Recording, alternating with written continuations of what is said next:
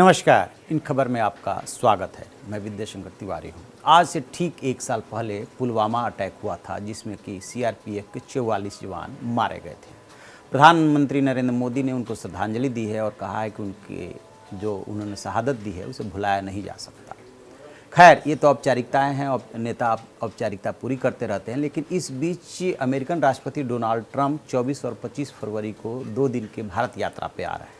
इसको लेकर के पाकिस्तान के पेट में दर्द हो गया है और पाकिस्तान 2 वजह से डरा हुआ है। एक तो पहली बात ये कि उसने जो आयशा फारूकी हैं, पाकिस्तान के विदेश मंत्रालय के प्रवक्ता हैं, उन्होंने इस बात की आशंका जताई है कि भारत फिर वैसा ही बालाकोट जैसा हमला कर सकता है। अब सवाल ये है कि भारत बालाकोट जैसा हमला इस बार क्यों करेगा।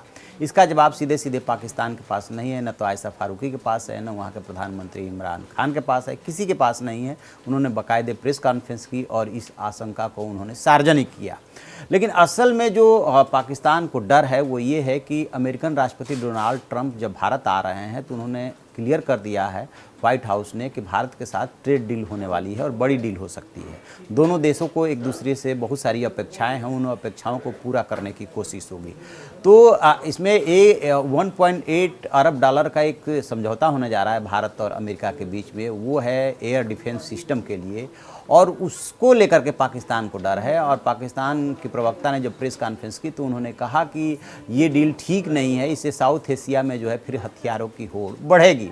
ये सबको पता है कि भारत ने जो 400 मिसाइल सिस्टम है उसके लिए जो है रसिया से समझौता किया हुआ है, उसके लिए भुगतान भी पहली किस्त का कर दिया है, और S-400 और उसको लेकर के भी कहीं ना कहीं डर है पाकिस्तान को। हालांकि ये बात अलग है कि रसिया ने ऐसे समझौते कई देशों से किए हैं।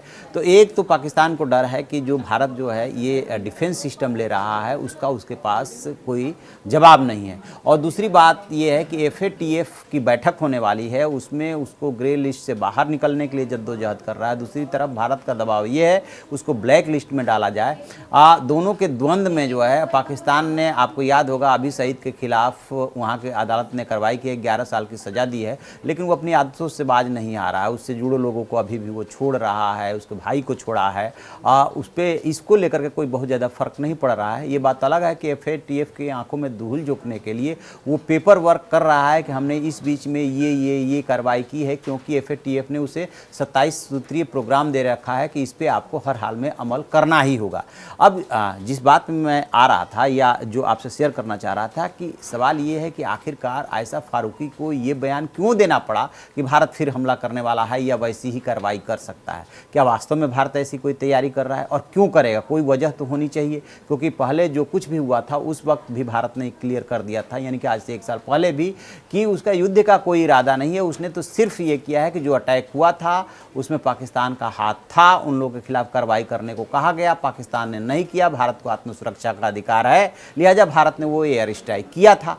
हाल फिलहाल तो ऐसी कोई भारत को दरकार है नहीं जो वो अटैक करे। लेकिन आयशा फारूकी जो कह रही हैं उसके पीछे का गरज ये है कि एर्दोगान जो टर्की के राष्ट्रपति हैं वो पाकिस्तान के दौरे पे है, और जिस तरीके से जब भी जम्मू कश्मीर में कोई विदेशी दल जाता है, वैसे ही पाकिस्तान में जो ताकतें हैं ISI से जुड़ी हुई एक्टिव हो जाती है कि किस तरीके से कश्मीर में कोई एक्शन कराया जाए ताकि उसका मैसेज जाए।